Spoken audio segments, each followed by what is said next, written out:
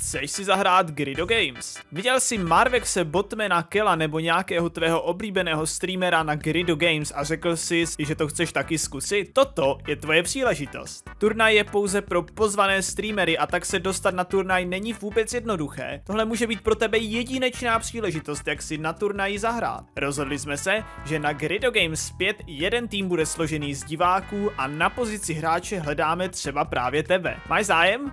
Paráda! Co je teda potřeba udělat, aby si se mohl zapojit? V první řadě budeš potřebovat spoluhráče, sám se přihlásit nemůžeš. Neznáš nikoho, kdo by do toho s tebou šel? Zeptej se kamarádů nebo zkus pohledat někoho na našem Grido Games Discord serveru. Až budete tým 2 lidí, budeme potřebovat, abyste si pročetli podmínky. Podmínky musíte oba splňovat a souhlasit s nimi.